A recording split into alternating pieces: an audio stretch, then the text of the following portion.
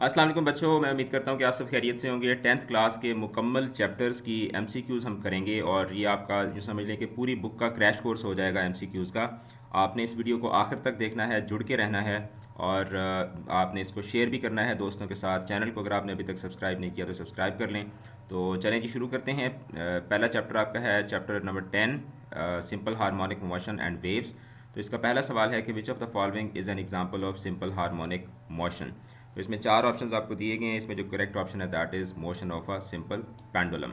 उसके बाद if the mass of the Bob of a pendulum is increased by a factor of 3, the period of pendulums motion will, the correct option is that it will remain the same. ठीक है, it will remain same. उसके बाद question number 3 है कि if the mass of the bob is decreased by the factor of 2, then the period of the pendulum will be, कि अगर आप इसको डिक्रीज करते हैं तो फिर क्या होगा, even then it will remain the same.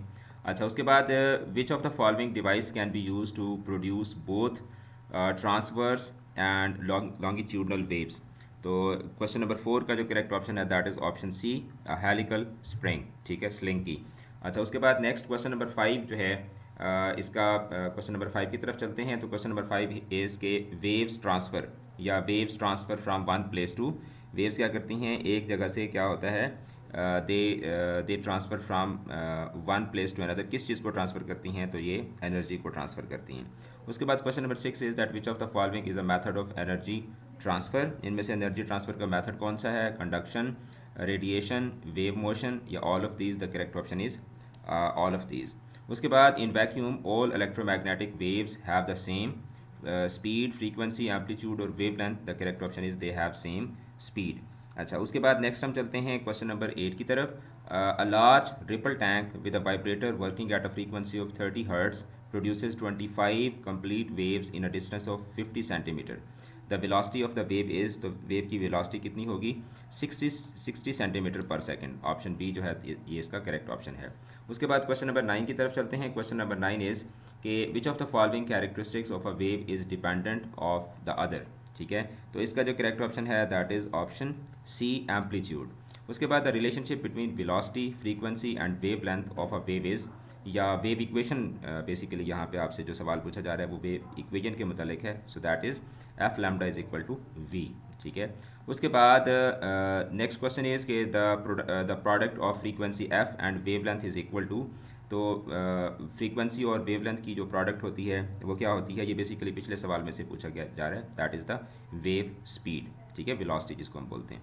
अच्छा, उसके बाद in simple pendulum motion restoring force is provided by, इसमें आपके पास चार ऑप्शन दिए गए हैं। Air resistance, tension in string, inertia या वेट ऑफ बॉडी। तो इसका करेक्ट ऑप्शन है weight of body. Now example of shock absorbers of the vehicle is simple harmonic motion, vibratory motion, damp motion या linear motion. तो इसका जो correct जवाब है that is damp motion. Now, if the speed of a wave is 340 meter per second and the wavelength is 0.5 meter, then the frequency will be, तो इसके ऊपर आपने यही वाली जो इक्वेशन है वो आपने लगाते हुए इसका जवाब फाइंड आउट करना है। So that will be 680 hertz. अच्छा, उसके बाद the type of the waves are, या वेव्स आर ऑफ कितनी टाइप्स की होती हैं वेव्स जो होती हैं। तो इसका जो करेक्ट ऑप्शन है that is they are of two types. अच्छा, formula for the time period of mass attach to spring is, या यही सवाल आपसे पूछा जा सकता है कि formula for time period of mass spring system is. तो इसका जो करेक्ट जवाब है दैट इज़ ऑप्शन बी, ये इसका फार्मूला यहाँ पे दिया गया है। उसके बाद ripple tank is a device which is use to study the characteristics of, या आपसे यही सवाल पूछा जा सकता है कि ripple tank is a device that is use to produce, क्या प्रोड्यूस करने के लिए यूज़ होती है। The correct option is mechanical waves. ठीक है, मैकेनिकल वेव्स प्रोड्यूस करने के लिए ये यूज़ होती है। उसके बाद क्वेश्चन नंबर 18 इज़ के formula to calculate time period of a pendulum. तो टाइम पीरियड फाइंड आउट करने का जो फार्मूला है दैट इज़ ऑप्शन सी। अच्छा, उसके बाद wave length of waves can also be defined as ratio of. तो वेव लेंथ जो है उसको अगर आप यहाँ पे गिवन ऑप्शन में से कौन सा ऑप्शन करेक्ट होगा, wave length can be defined as the ratio of speed and frequency. ठीक है, the system international unit of amplitude, amplitude का सिस्टम इंटरनेशनल यूनिट क्या है, दैट इज़ मीटर। अच्छा, उसके बाद if length of a pendulum is 1 metre on earth then its time period will be. तो इसका टाइम पीरियड कितना होगा, इसका टाइम पीरियड होगा 2 सेकेंड। अच्छा, when L is equal to 10 then the time period of the simple pendulum will be. ठीक है, तो सॉरी ये 1.0 है। ठीक है, तो फिर उसका टाइम पीरियड कितना होगा? उसका टाइम पीरियड होगा जनाब 1.99 सेकेंड्स। अच्छा, उसके बाद क्वेश्चन नंबर 23 की तरफ चलते हैं। The relation between time speed and distance. तो टाइम स्पीड और जो डिस्टेंस है उनके दरमियान जो रिलेशनशिप है उनको कौन सी इक्वेशन यहाँ पे बता रही है? Option C, v is equal to d by t. अच्छा, in simple harmonic motion velocity at extreme position is, तो एक्सट्रीम पोजीशन के ऊपर वेलोसिटी कितनी होती है? एक्सट्रीम पोजीशन के ऊपर जो वेलोसिटी होती है वो ज़ीरो होती है। यही वजह है कि कोई भी मूविंग बॉडी जो है वो रुक जाती है। अच्छा, उसके बाद नेक्स्ट क्वेश्चन है कि रेडियो वेव्स आर, या आपसे पूछा जा सकता है कि which waves are the radio waves. ठीक है, तो इसका जो दुरुस्त जवाब होगा वो होगा इलेक्ट्रोमैग्नेटिक वेव्स। अच्छा, when a body moves to and fro about a point, its motion is called, उसकी मोशन को हम लोग क्या बोलते हैं जब टू एंड फ्रू कोई चीज़ मूव कर रही होती है? So that is called vibratory motion. ठीक है। अच्छा, उसके बाद हम क्वेश्चन नंबर 27 की तरफ चलते हैं। The number of waves passing through a point in 1 second is called, तो ये तो बड़ा मशहूर सवाल है, उसको क्या बोलते हैं? फ्रीक्वेंसी बोलते हैं। अच्छा, when did Christian Huygens invent the pendulum clock? तो पेंडुलम क्लॉक जो था ये कब इन्वेंट हुआ था? तो इसका जो दुरुस्त जवाब है दैट इज़ इन 1659। अच्छा, a high frequency wave carries, ठीक है, high frequency wave carries dash energy then a low frequency waves of the same amplitude. ठीक है, तो इसका दुरुस्त जवाब क्या होगा? इसका दुरुस्त जवाब होगा ऑप्शन सी, कि इट कैरीज मोर एनर्जी। ठीक है, इट कैरीज मोर एनर्जी। अच्छा, उसके बाद if the time period is given than the frequency is calculated as, अगर टाइम पीरियड गिवन हो तो फिर फ्रीक्वेंसी को कैसे कैलकुलेट करते हैं? F is equal to 1/t। अच्छा, उसके बाद distance between two consecutive compressions and rarefactions of a wave is called, the correct option is option C, wave length. अच्छा, a wave moves on a slinky with frequency of 4 hertz and wavelength of 0.4 meter. Its wave speed will be, तो wave speed कितनी होगी इसकी? 1.6 metre पर second होगी। अच्छा, the system international unit of frequency, या आपसे पूछा जा सकता है कि what is the system international unit of frequency? तो क्या है जी? That is basically hertz. ठीक है, उसके बाद kinetic energy of mass spring system is maximum at, तो कहाँ पे मैक्सिमम होता है? जो मास स्प्रिंग सिस्टम की जो काइनेटिक एनर्जी है वो होती है जनाब मेन पोजीशन के ऊपर। अच्छा, वाइब्रेटिंग बॉडीज़ जो होती हैं ये क्या प्रोड्यूस करती हैं? They produce compressional waves. The formula of Hooke's law, अब इसमें से हुक्स लॉ का फार्मूला आप बताएं। हुक्स लॉ का फार्मूला जो है दैट इज़ ऑप्शन ए। अच्छा, उसके बाद question number 37, if the mass of a spring mass system is doubled it's time period becomes, अगर उसका आप जो मास सिस्टम है, ठीक है, मास जो है वो मास स्प्रिंग सिस्टम का अगर आप डबल कर देते हैं तो उससे क्या होता है? उसका जो टाइम पीरियड है वो ये हो जाता है, ऑप्शन ए। अच्छा, द स्प्रिंग कांस्टेंट, इसमें से स्प्रिंग कांस्टेंट बताएं, so option A is the correct option. ठीक है, और उसके बाद question number 39, example of mechanical waves, तो इसमें मैकेनिकल वेव्स कौन सी होती हैं? जो साउंड वेव्स होती हैं वो बेसिकली क्या होती हैं? मैकेनिकल वेव्स होती हैं। अच्छा, when water waves enter the region of shallow water their wave length, जब शैलो वाटर के अंदर वाटर वेव्स जो हैं वो एंटर होती हैं तो उनकी जो वेव लेंथ है वो क्या हो जाती है? वो डिक्रीज़ हो जाती है। अच्छा, उसके बाद हम चलते हैं नेक्स्ट चैप्टर की तरफ, and the next chapter is chapter number 11। अच्छा, which is an example of longitudinal waves, तो ये जो चार आपके सामने ऑप्शन दिए गए हैं इसमें से लॉन्गिट्यूडनल वेव्स कौन सी हैं? तो साउंड वेव्स जो हैं they are basically the longitudinal waves. अच्छा, how does sound travel from its source to your ear, तो कैसे ट्रैवल करती है? By change in air pressure. ठीक है, और उसके बाद which form of energy is sound, तो साउंड जो है ये एनर्जी की कौन सी फॉर्म है? That is basically mechanical. उसके बाद astronauts in space need to communicate with each other by radio links because, तो ऐसा उनको क्यों करना पड़ता है? Because sound waves can not travel in space. ठीक है, sound waves can not travel in space, इस वजह से उनको करना पड़ता है। अच्छा, the loudness of sound is most closely related to, या the loudness of sound mostly depends on, किस चीज़ के ऊपर ये डिपेंड करती है? It depends on amplitude. अच्छा, for a normal person audible frequency range from sound wave lies between, तो जो ऑडिबल फ्रीक्वेंसी रेंज है एक नॉर्मल पर्सन के लिए वो कितनी होती है? That is between 20 hertz to 20 kilo hertz.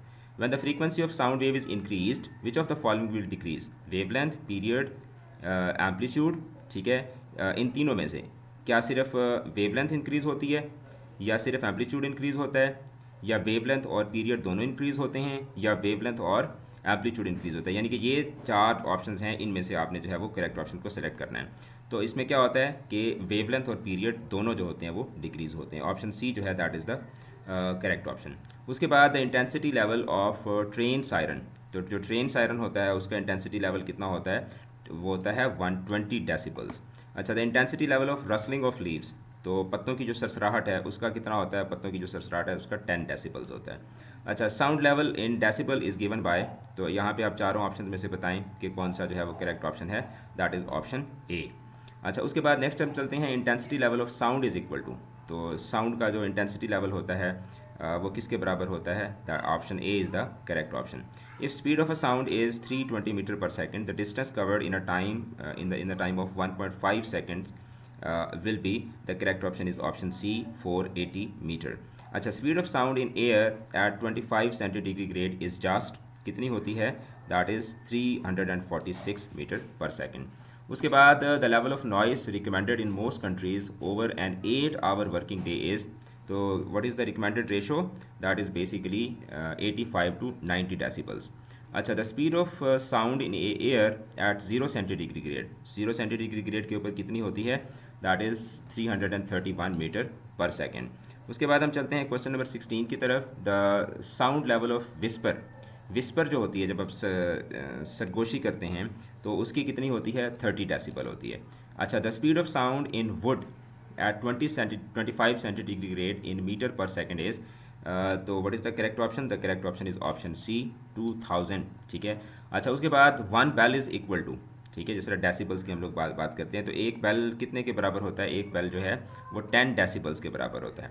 अच्छा, the speed of sound in distilled water at 25 centigrade in metre per second कितनी होती है, that is basically 1498। The unit of intensity of sound, intensity of sound का unit क्या है, intensity of sound का unit है option D. फिर उसके बाद the speed of sound in air, ठीक है, speed of sound in air कितनी होती है, speed of speed of sound in air is option A 1248 kilometre per hour. Formula for finding speed of sound, तो speed of sound जो है उसको find out करने का फार्मूला क्या है, that is option A, V is equal to F lambda. फिर उसके बाद longitudinal waves move faster through, तो गैस, लिक्विड, सॉलिड और वैक्यूम, इन चारों में से किस में सबसे ज़्यादा फास्टली मूव करेंगी, सो दैट इज़ सॉलिड। ठीक है, सॉलिड के अंदर जो है वो सबसे ज़्यादा फास्टली मूव करती हैं। अच्छा, the intensity level of mosquito buzzing, मच्छर की जो भुनभुनाहट होती है उसकी आवाज़ कितनी होती है, दैट इज़ 40 डेसिबल्स। अच्छा, which of these waves consist of compressions and rarefactions, radio waves, sound waves, television waves, या जो एक्स रेज होते हैं। ठीक है, तो इसका जो करेक्ट ऑप्शन है दैट इज़ ऑप्शन बी, यानी कि sound waves. The intensity level of vacuum cleaner, तो वैक्यूम क्लीनर जो है उसका इंटेंसिटी लेवल कितना होता है, that is 70 decibels. The characteristics of sound by which we can distinguish between two sounds of same loudness and pitch is called, तो the correct option is quality. अच्छा, उसके बाद हम चलते हैं नेक्स्ट क्वेश्चन नंबर 28 की तरफ। In general the speed of sound is greater इन, तो सॉलिड्स में, लिक्विड्स में, गैसेज में, या नन ऑफ दीज, तो इसका करेक्ट ऑप्शन है solids. The pitch of sound mostly depends on, तो पिच जो है वो किस चीज़ के ऊपर डिपेंड कर रही होती है, पिच डिपेंड कर रही होती है फ्रीक्वेंसी के ऊपर। Which organisms can hear sound of frequency up to 120,000 hertz, तो ये किसके अंदर ये क्वालिटी कुदरत ने रखी हुई है, बैट्स के अंदर, जो चमगादड़ होती है। Calculate the frequency of sound wave of speed 340 metre per second and wave length of 0.5 metre, तो इसका क्या करेक्ट ऑप्शन है, that is option D, 680 hertz. So let's move to chapter number next chapter and that is geometrical optics। ठीक है, chapter number 12। तो इसका जो पहला सवाल है that is which of the following quantities is not change during the refraction of light, तो इसका करेक्ट ऑप्शन है ऑप्शन सी, इट्स फ्रीक्वेंसी। उसके बाद a converging mirror with a radius of 20 centimetre creates a real image 30 centimetre from the mirror, so what is the object distance, तो object distance कितना होगा, that will B -15 centimetre. An object is placed at the center of curvature of a concave mirror. The image produced by the mirror is located तो out beyond the center of the curvature, या at the center of the curvature, या between the center of curvature and the focal point, या at the focal point। तो इसका जो दुरुस्त जवाब है that is option B, at the centre of the curvature. अच्छा, क्वेश्चन नंबर 4 इज कि an object is 14 centimetre in front of a convex mirror, the the image is 5.8 centimetre behind the mirror, so what is the focal length of the mirror, ठीक है। तो इसका जो दुरुस्त जवाब है that is option C, -9.9 centimetre. The index of refraction depends on, ठीक है, तो इंडेक्स ऑफ रिफ्रैक्शन जो है वो किस चीज़ के ऊपर डिपेंड करता है, it depends on the speed of light. Now what type of image is formed by a concave lens on a screen, तो इसमें चार ऑप्शंस हैं, इन्वर्टेड एंड रियल, या inverted and virtual, upright and real, या upright and virtual. तो इसका जो correct option है option D, upright and virtual. उसके बाद question number 7 is that dash image is formed by a convex lens on a screen, तो the correct option is inverted and real. Convex screen के ऊपर जो है वो inverted and real जो होता है वो प्रोड्यूस होता है। Now which type of image is produced by the converging lens of human eye if it views a distant objects, तो इसका जो करेक्ट ऑप्शन है that is option B, real, inverted and diminished. Now image formed on a camera, जो camera के ऊपर जो image बनता है वो क्या होता है, that is real, inverted and diminished. Now if a ray of light in glass is incident on an air surface at an angle greater than the critical eye, तो उस सूरत में फिर रे क्या होगी, in that case the ray will reflect only, ठीक है।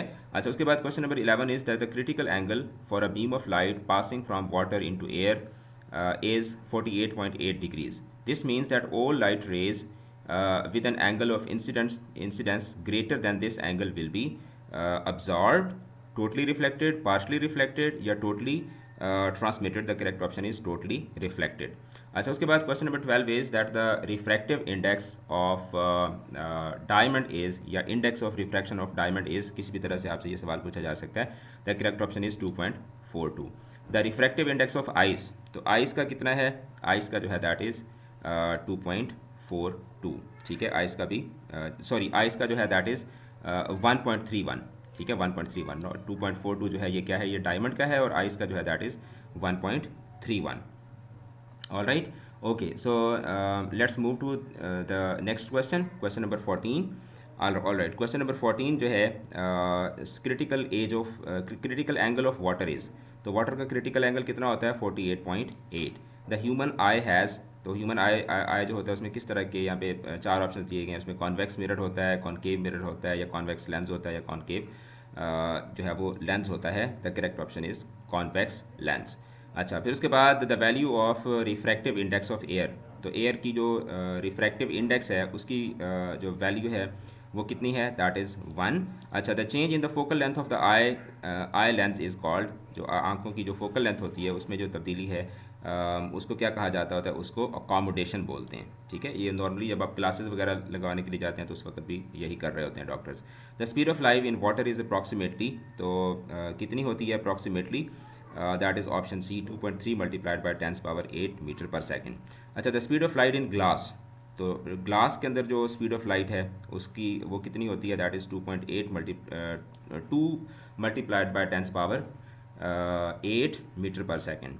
अच्छा, उसके बाद the power of lens is reciprocal of, जो पावर ऑफ लेंथ है वो किसका रेसिप्रोकल होती है, वो बेसिकली फोकल लेंथ का रेसिप्रोकल होती है। अच्छा, the power of lens is equal to, तो पावर ऑफ लेंथ होती कितनी है, power of length equals to option A, ठीक है, 1 by frequency. In a convex mirror, convex mirror जो होता है उसमें फोकस किस चीज़ के ऊपर होता है, कॉन्वेक्स मिरर में फोकस जो है that is on the behind the mirror, ठीक है। अच्छा, उसके बाद क्वेश्चन नंबर 23 की तरफ चलते हैं। If P is equal to 3 centimetre, Q is equal to -10 centimetre, तो उसकी मैग्नीफिकेशन कितनी होगी, उसकी मैग्नीफिकेशन जो होगी that will be option A, 1/3।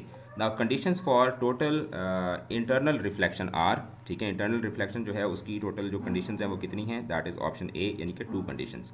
The formula for the focal length is, ये आपसे पूछा जा सकता है कि the relationship between focal length and radius of curvature is, option आपके सामने यहाँ पे चार ऑप्शन जो हैं वो आपको दिए गए। ऑप्शन ए जो है that is the correct option.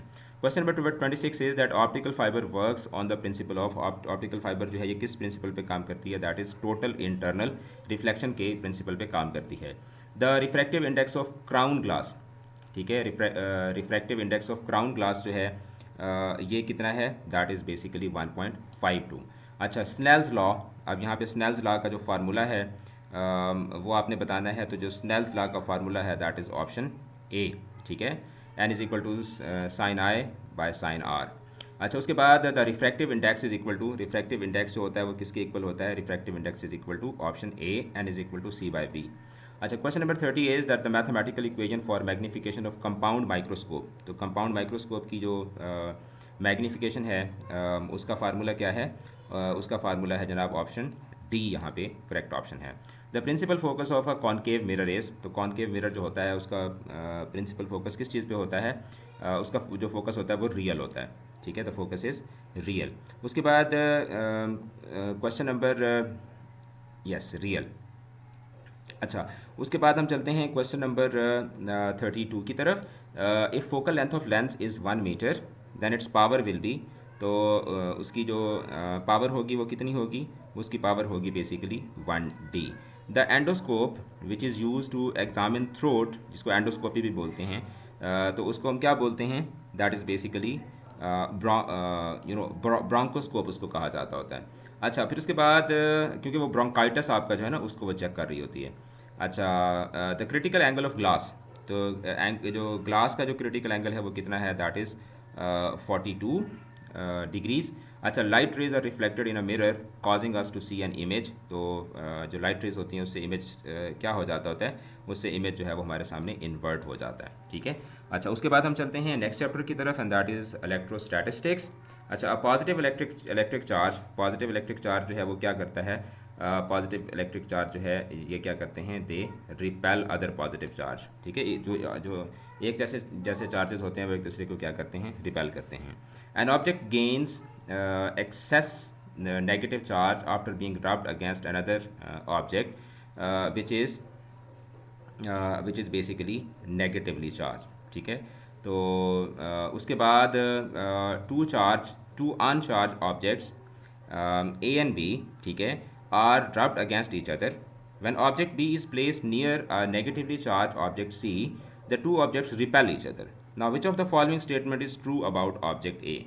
कि इट विल रिमेन अनचेंज्ड, या becomes positively charged, या नेगेटिव becomes negatively charged, या अनप्रिडिक्टेबल, तो इसका जो करेक्ट ऑप्शन है दैट इज ऑप्शन बी, कि it will become positively charge. अच्छा, now when you rub a plastic rod against your hair several times and put it near some bits of paper, the pieces of paper are attracted towards it. So what does this observation indicate? तो इससे क्या indication आपको मिलती है? कि the rod and the paper are positively charged, ठीक है, कि दोनों पॉजिटिवली चार्ज होते हैं ना, ठीक है। यही वजह है कि they are attracted to each other.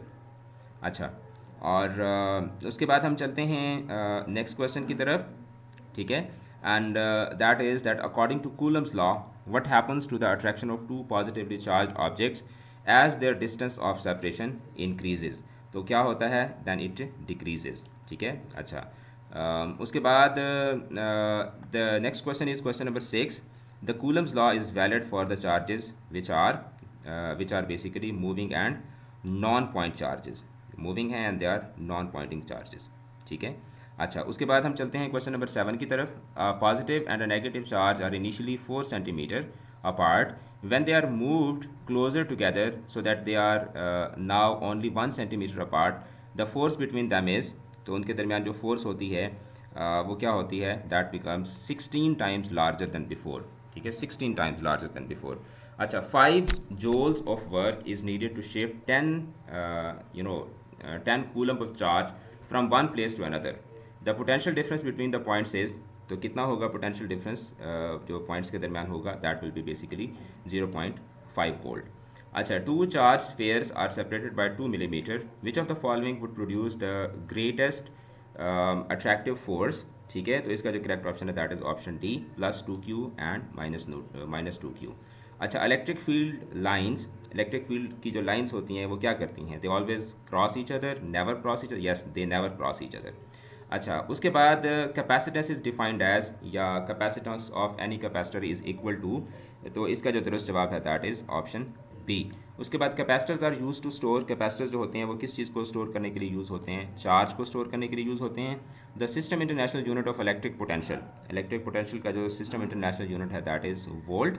The system international unit of capacitance, capacitance का जो सिस्टम इंटरनेशनल यूनिट है दैट इज फराड, ठीक है। अच्छा, उसके बाद नेक्स्ट जो क्वेश्चन है that is give the number of factors which affect the ability of a capacitor to store charge, तो इसका जो दुरुस्त जवाब है दैट इज ऑप्शन ए, यानी कि 2।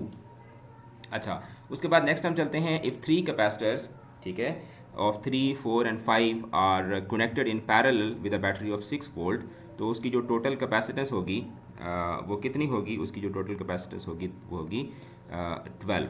अच्छा, उसके बाद द वैल्यू ऑफ के इन कूलम्स लॉ या द वैल्यू ऑफ के in the system international units कितनी है, दैट इज़ 9 मल्टीप्लाइड बाय 10⁻⁹, ठीक है, न्यूटन स्क्वायर मीटर पर स्क्वायर कूलम।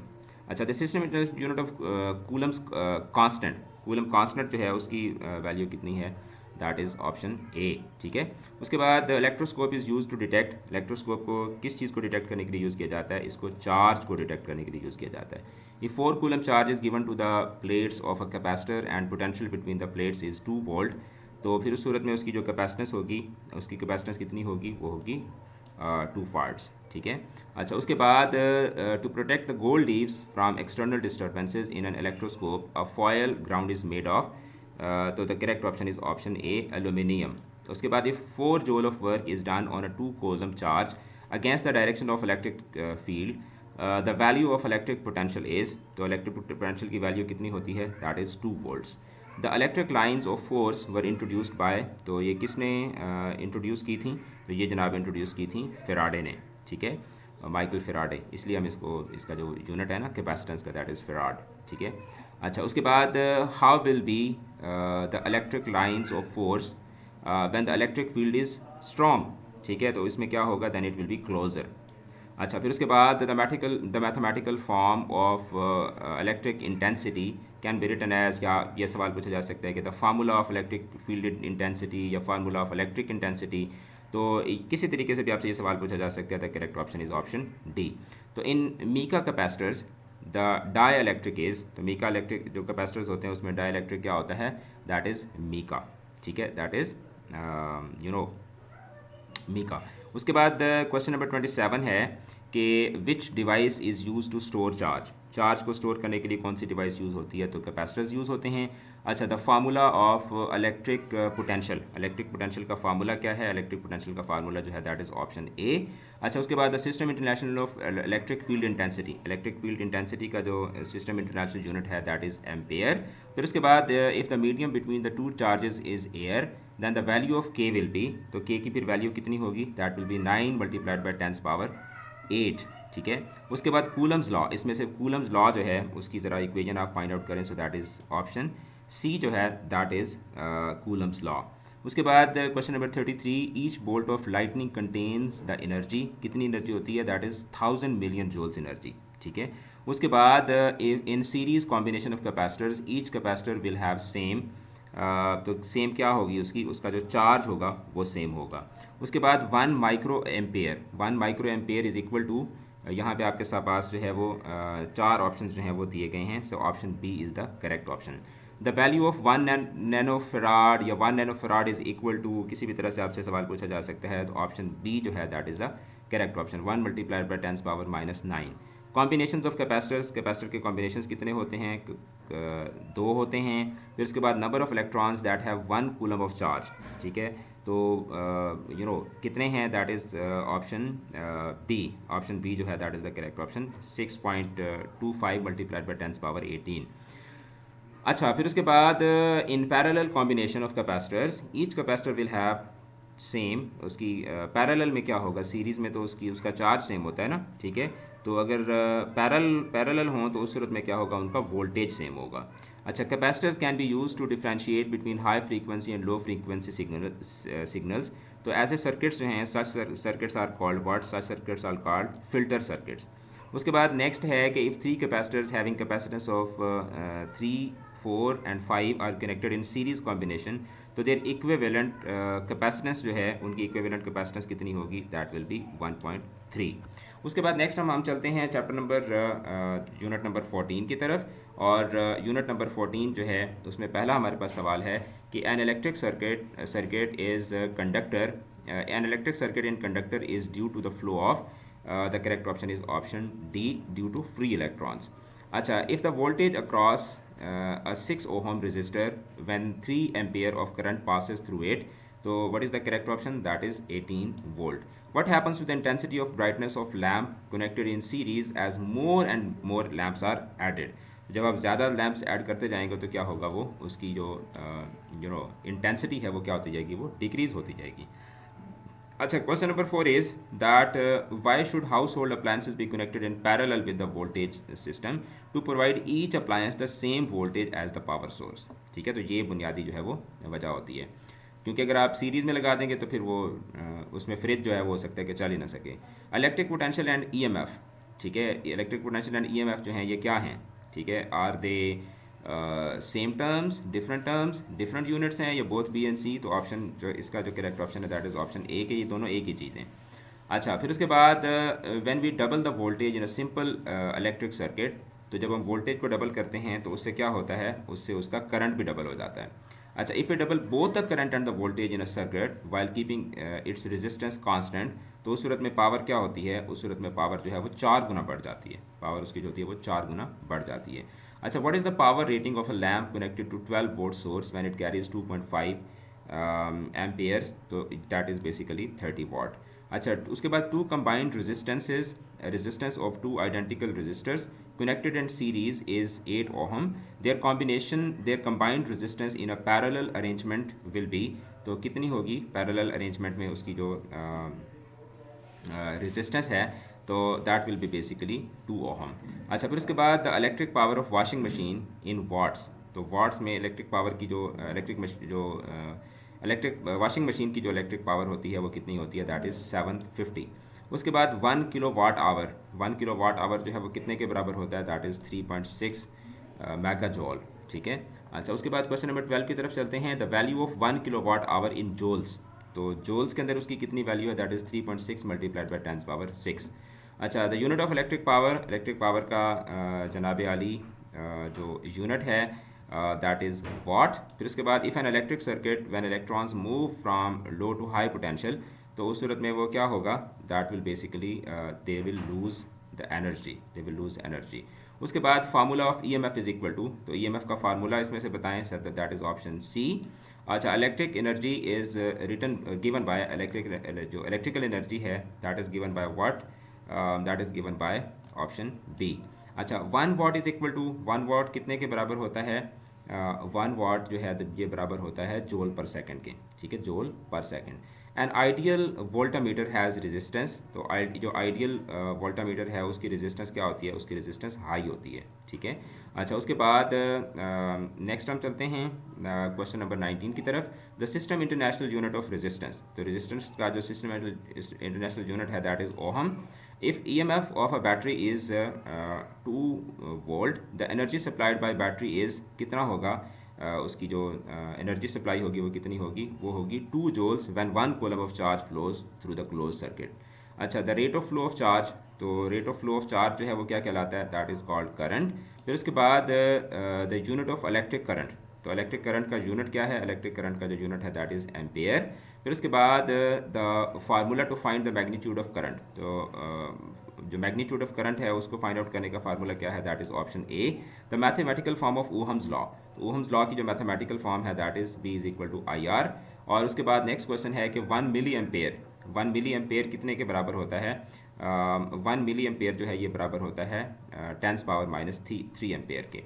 अच्छा, उसके बाद नेक्स्ट क्वेश्चन है and that is the last question as well. The system international unit of EMF, तो ईएमएफ का जो सिस्टम इंटरनेशनल यूनिट है that is joule per coulomb. उसके बाद नेक्स्ट हम आपका चैप्टर है जनाब chapter number 15 and that is electromagnetism. Electromagnetism का पहला सवाल ये है कि which statement is true about the magnetic fields, तो इसका जो करेक्ट जवाब है that is a single magnetic pole does not exist.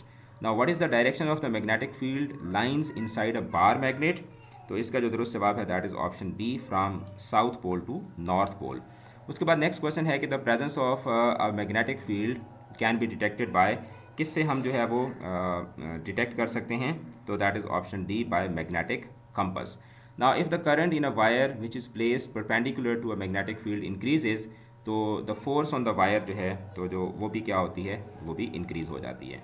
Now a DC motor converts, DC motor जो है वो क्या करती है, डीसी मोटर का बुनियादी फंक्शन क्या होता है, ये इलेक्ट्रिक एनर्जी को मैकेनिकल एनर्जी में कन्वर्ट करती है। उसके बाद क्वेश्चन नंबर 6 है कि which part of a DC motor reverses the direction of current through the coil every half cycle. तो इसका जो दुरुस्त जवाब है दैट इज़ ऑप्शन बी कि वो कम्यूटेटर जो है उसको वो कम्यूटेटर जो है वो क्या करता है, वो डायरेक्शन ऑफ करंट को क्या करता है, वो रिवर्स करता है। The direction of induced EMF in a circuit in is in accordance with the conversion of, तो the correct option is energy. उसके बाद द सेटअप ट्रांसफार्मर, जो द सेटअप ट्रांसफार्मर होता है, सेटअप ट्रांसफार्मर क्या करता है, बेसिकली इनपुट वोल्टेज जो है उसको वो इंक्रीज़ करता है। ठीक है, ये उसका बुनियादी काम होता है। अच्छा, the turn ratio of a transformer is 10। अगर टर्न रेशो जो है इफ़ दैट इज़ 10, तो इसका क्या मतलब है, इसका मतलब ये है इसका मतलब है N S is equal to 10 newton. उसके बाद which thing works on the principle of electromagnetic induction in hydro electric power houses. तो इसका जो दुरुस्त जवाब है that is option B, generator. ठीक है, जनरेटर, ऑप्शन बी जो है that is the correct option. Transformer is use to change the value of, transformer जो है वो किस चीज़ की वैल्यू को चेंज करने के लिए यूज़ होता है, वोल्टेज की वैल्यू को। पर उसके बाद a device which is use to increase और डिक्रीज द एसी वोल्टेज। ठीक है, तो वो क्या कहलाती है, that is basically called transformer. फिर उसके बाद in DC motor coil can rotate in magnetic field by an angle of. ठीक है, तो इसका क्या दुरुस्त जवाब है, by an angle of 90 degree. फिर उसके बाद on which principle induced EMF is produced in the secondary coil. तो इसका दुरुस्त जवाब है म्यूचुअल इंडक्शन। फिर उसके बाद turn ratio in a transformer is 1:100। तो इसका क्या मतलब है, ठीक है, इसका मतलब ये है कि इसमें दो ऑप्शन ये हो गए, और हाँ ऑप्शन सी जो है that is the correct option. ठीक है, V S is equal to V P over V P by 10। अच्छा, उसके बाद नेक्स्ट हम चलते हैं क्वेश्चन नंबर 16 की तरफ। In a vacuum all electromagnetic haves the same. तो वैक्यूम के अंदर इलेक्ट्रोमैग्नेटिक वेव्स की क्या चीज़ जो है वो सेम होती है, so they have the same speed. Michael Faraday belong to, Michael Faraday जो था इसका ताल्लुक कहाँ से था, इसका ताल्लुक जो था वो बरतानिया से था। And law of electromagnetic induction and electrolysis were presented by, तो ये जो है वो किसने प्रेजेंट किए थे, they were presented by Michael Faraday. फिर उसके बाद the transformer works on, transformer जो है वो इसमें से किस प्रिंसिपल पे काम करता है, प्रिंसिपल ऑफ म्यूचुअल इंडक्शन पे काम करता है।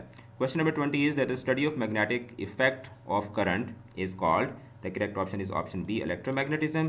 फिर उसके बाद which device is based on the principle of electromagnetism. इसमें से जो चार आपको जो है वो ऑप्शन दिए गए हैं, उन ऑप्शंस में से जो करेक्ट ऑप्शन है दैट इज़ इलेक्ट्रिक मोटर। अच्छा, it blocks DC current but allows, कौन सी चीज़ है कि जो डीसी करंट को तो ब्लॉक करती है बट एसी करंट जो है उसको जो है वो वहाँ से गुजरने देती है, so that is basically capacitor. Now the application of mutual induction, इन चारों में से म्यूचुअल इंडक्शन की जो एप्लीकेशन है वो कौन सी चीज़ है। तो इन चारों में से जो म्यूचुअल इंडक्शन की जो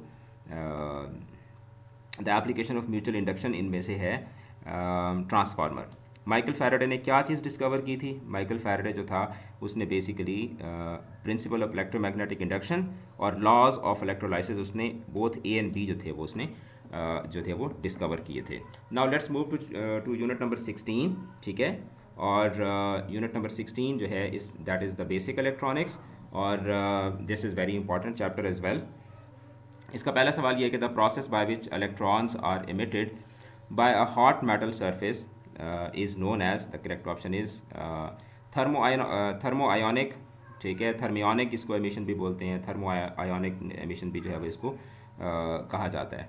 अच्छा, उसके बाद ये है कि when we heat the metal at high temperature, तो what they emit, what they emit electrons.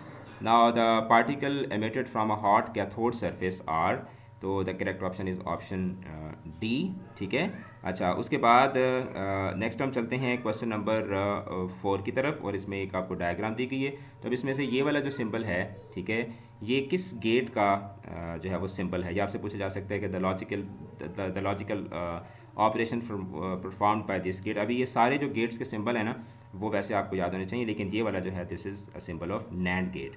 अच्छा, AND gate can be performed by using two, AND gate आप किस तरह से परफॉर्म कर सकते हैं, एंड गेट आप परफॉर्म कर सकते हैं by using two NOR gates. ठीक है, अच्छा उसके बाद the output of two input NOR gate is one. ठीक है, when both A and B are zero. ठीक है, when both A and B are 0। अच्छा, if x is equal to 1 dot B then x is 1, then x is 1 when a and b both are 1। अच्छा, if x is equal to a dot b then x is equal to 0 when, तो इसका correct option क्या है? इसका जो correct option है that is D, all of these. A is equal to 0, B is equal to 0, A is equal to 0, B is equal to 1। मतलब जब एक उसमें 0 आ गया तो वो मल्टीप्लाई होकर सबको 0 कर देगा, ऑल ऑफ दीज। अच्छा, the output of a NAND gate is 0, ठीक है, the output of a NAND gate is 0 when. अच्छा, चार ऑप्शंस को देख लेते हैं। सबसे पहले both of its inputs are 0, या both of, yes, both of its inputs are 1, ठीक है, so that is the that is the correct option. अच्छा, उसके बाद number of input terminals in not gate. Not gate के अंदर जो number of input terminals है, ठीक है, वो कितने होते हैं? एक होता है। अच्छा, उसके बाद नेक्स्ट हम क्वेश्चन की तरफ चलते हैं। Just give me one break, I need to go and check the door, I will be back in 1 minute.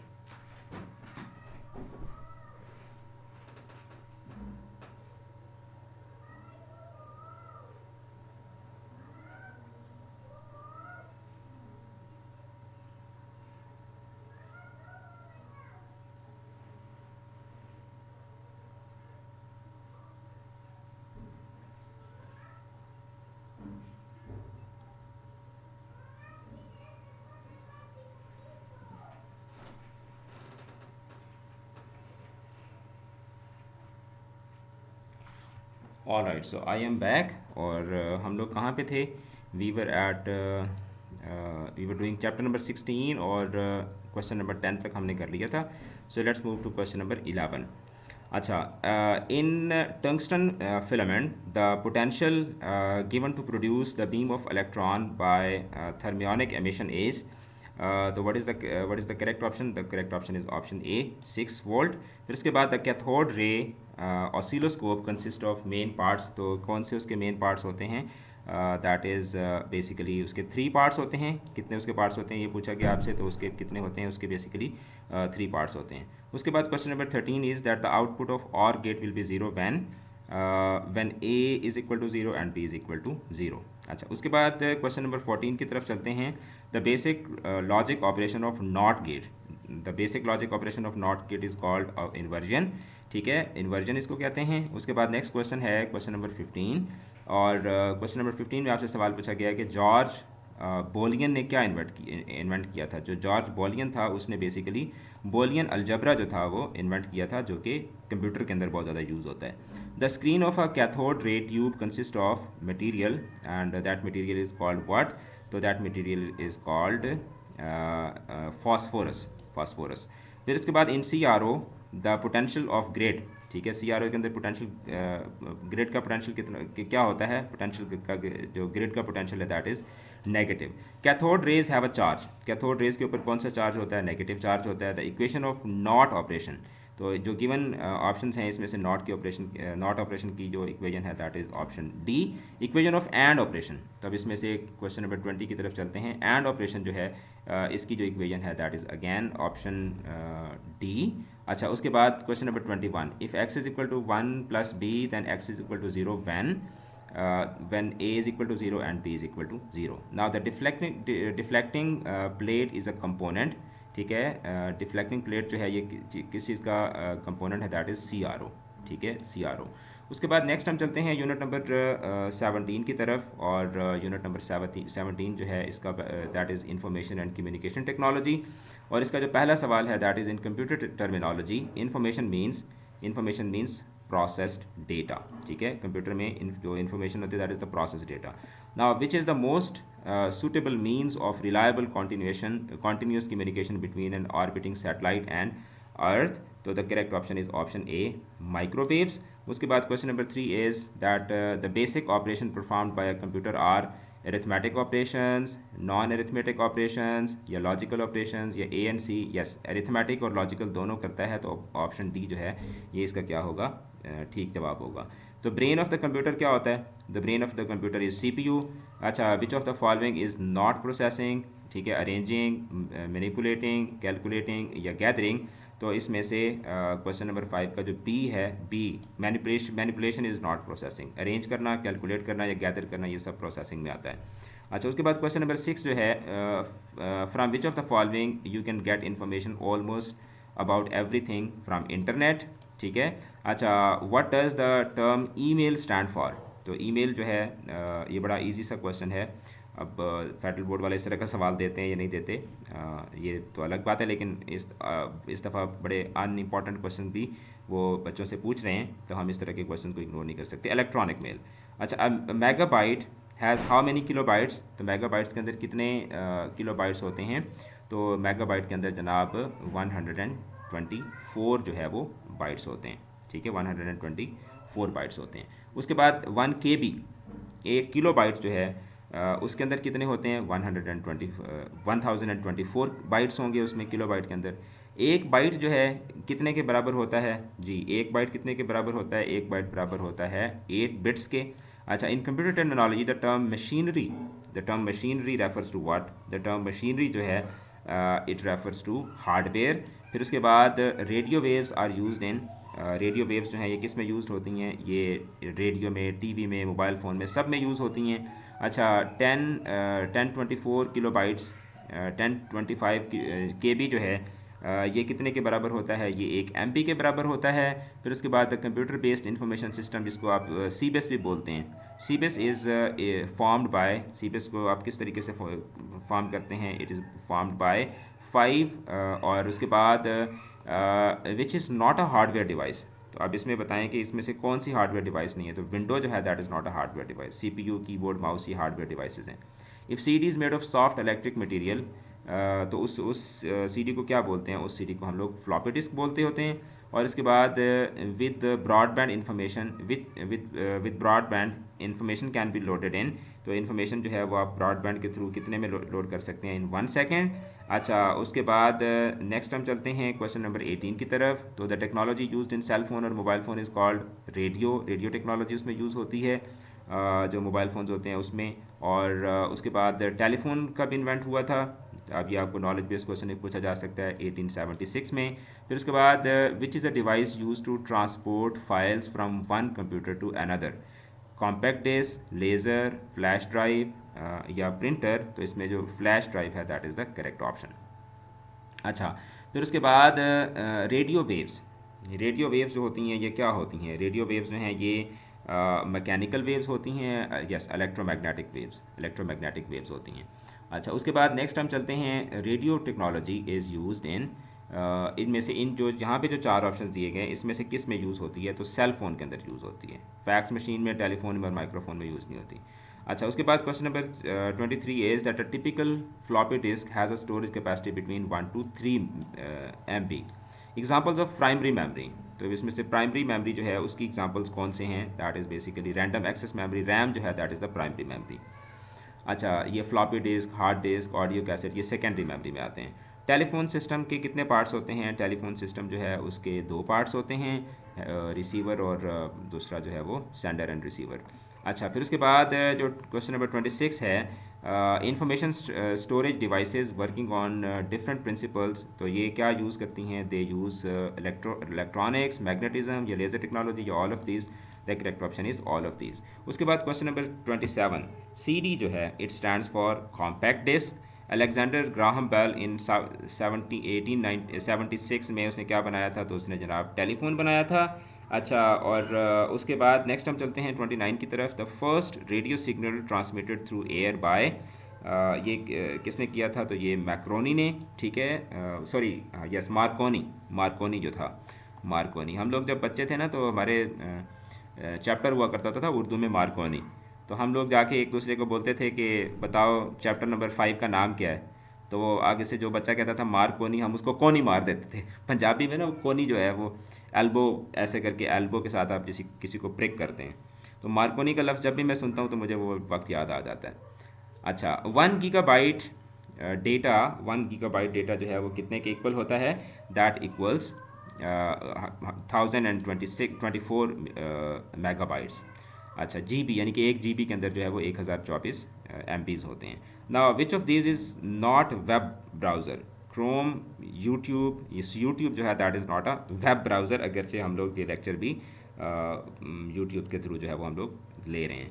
अच्छा, working principle of telephone is similar to, working principle of telephone is similar to telegraph. इससे पहले telegraph होते थे, उसी principal के ऊपर telephone है। Fax machine को क्या कहा जाता है? फैक्स मशीन जो है उसको टेली फैसिमिल मशीन भी कहा जाता है, ठीक है, टेली फैसिमिल मशीन भी फैक्स मशीन को कहा जाता है।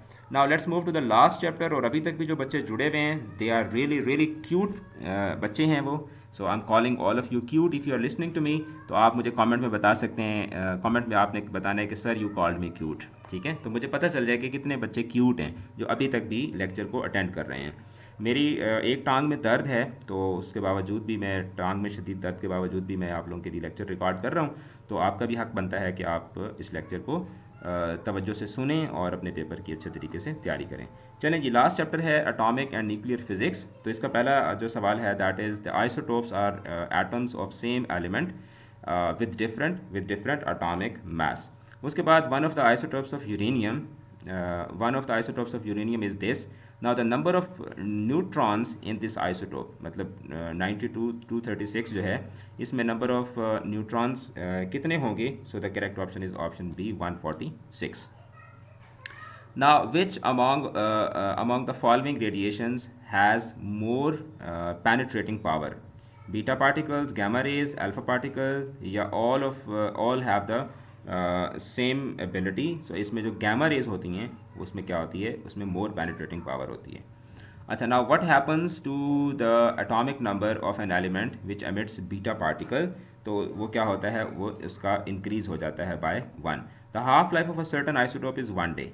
सो what is the quantity of the isotopes after 2 days? तो द करेक्ट ऑप्शन इज़ 1/4। फिर उसके बाद when uranium 92 protons eject a beta particle, how many protons are left in the remaining nucleus? So that is basically 93 protons. अच्छा, फिर उसके बाद क्योंकि वो बढ़ जाएगा ना उसका बाय 1। अच्छा, फिर उसके बाद नेक्स्ट ये है कि in uranium 92 two 35, 92 is the number of, तो इसमें 92 जो है ये किस चीज़ को रिप्रेजेंट कर रहा है? ये बेसिकली उसमें नंबर ऑफ न्यूट्रॉन्स को रिप्रेजेंट कर रहा है। Release of energy by the sun is due to, किस वजह से होती है जी? सूरज से जो रोशनी निकलती है वो बेसिकली निकलती है जनाब न्यूक्लियर फ्यूजन की वजह से, न्यूक्लियर फ्यूजन की वजह से। It's an important MCQ। When a heavy nucleus splits into 2 lighter nuclei the power would be, तो उसकी पावर जो है वो क्या होगी? उसकी पावर जो है वो न्यूक्लियर एनर्जी को रिलीज़ करेगी, ठीक है। Sorry, not the power, the process. तो प्रोसेस क्या करेगा? प्रोसेस जो है वो न्यूक्लियर एनर्जी को रिलीज़ करेगा। अच्छा, फिर उसके बाद क्वेश्चन नंबर 10 की तरफ हम चलते हैं। The carbon dating works on the principle of, carbon dating जो है वो किस प्रिंसिपल पे काम करती है? Option B, after a plant और animal dies it stops taking in fresh carbon 14। फिर उसके बाद question number 11, the half life of plutonium, ठीक है, प्लूटोनियम 94 टू 36 इन ईयर्स। तो उसकी प्लूटोनियम की जो लाइफ है, ठीक है, ईयर्स में जो उसकी जो हाफ लाइफ है वो कितनी है जी? इसका करेक्ट ऑप्शन है option C, 2.85। To diagnose the brain tumour, तो ब्रेन ट्यूमर जो है उसको डायग्नोज करने के लिए क्या यूज़ होता है? दैट इज़ फास्फोरस 32 जो है, फास्फोरस 32 इसको यूज़ किया जाता है। अच्छा, उसके बाद question number 13, atomic mass number can be found by relation, ठीक है। So the option is correct, option is option C, Z+N। The proton is heavier than an electron, ठीक है, कितनी क्या उसकी प्रोपोर्शन होती है, कितना हैवी होता है? तो इसका जो करेक्ट ऑप्शन है दैट इज़ 1836। अच्छा, safe limit of radiation exposure in 1 year is, तो ये कितनी है? दैट इज़ ऑप्शन सी, ठीक है, 5। उसके बाद generally an element is represented by a symbol, तो इसमें से कौन सा सिंबल है जो कि एलिमेंट्स को रिप्रेजेंट करने के लिए यूज़ होता है? सो ऑप्शन बी जो है ये इसका करेक्ट ऑप्शन है। फिर उसके बाद half life of iodine isotope in days, ठीक है, तो ये कितनी है? That is option D, 8.07। अच्छा, उसके बाद हम चलते हैं नेक्स्ट ऑप्शन की तरफ, the half life of lead. तो लेड की जो हाफ लाइफ है वो कितनी है? That is 10.6 hours. The isotopes of hydrogen in number, ठीक है, तो हाइड्रोजन के जो आइसोटोप्स हैं इन नंबर्स वो कितने होते हैं, दे आर बेसिकली 3। उसके बाद the half life of carbon 14 is, तो कार्बन 14 की जो हाफ लाइफ है वो कितनी है, that is 5730 years, 5730 years. The rays use during brain radiotherapy are, that is basically the gamma rays को यूज़ किया जाता है। The nuclear fission was observed by, nuclear fission जो था उसको किसने ऑब्जर्व किया था, स्ट्रासमैन ने इसको जो है वो ऑब्जर्व किया था। तो particles in the nucleus of an atom, जो उसके पार्टिकल्स होते हैं वो क्या होते हैं, they are basically protons and neutrons. In tritium the number of neutrons are, the correct option is option B, यानी 2 हैं। और अल्फ़ा पार्टिकल्स के ऊपर चार्ज कौन सा होता है, अल्फ़ा पार्टिकल्स जो होते हैं उनके ऊपर जो चार्ज होता है वो होता है पॉजिटिव। अच्छा, the half life of radium -266 minus, तो इसकी कितनी है, दैट इज़ 1620 ईयर्स। अच्छा, atomic number is denoted by a symbol, atomic number जो है उसको किस सिंबल से हम डिनोट करते हैं, दैट इज़ Z। और हाफ लाइफ ऑफ हाइड्रोजन की जो हाफ लाइफ है वो कितनी है, that is 12.3 years. So we are done with all of the book, पूरी बुक के हमने जो MCQs थे, the most important one, the most recurrent ones, वो हम लोगों ने कर लिए हैं। और आई होप कि इससे आपको पेपर में डेफिनेटली आपको फ़ायदा होगा। वीडियो को शेयर करें और देखो, मेहनत करते रहा करो। अभी मैं आप लोगों के साथ मेहनत कर रहा हूँ, आप भी मेहनत करते रहें और अल्लाह ताला के ऊपर भरोसा रखें, अपनी पढ़ाई पे भरोसा रखें, अपनी मेहनत पे भरोसा रखें, तो अल्लाह ताला आपके थोड़े पढ़े में भी बरकत डाल देता है और आपके पेपर्स अच्छे हो जाते हैं। तो चैनल के साथ जुड़े रहें, अपना बहुत बहुत ज़्यादा ख्याल रखिएगा। ऑल द बेस्ट, खुदा हाफिज़।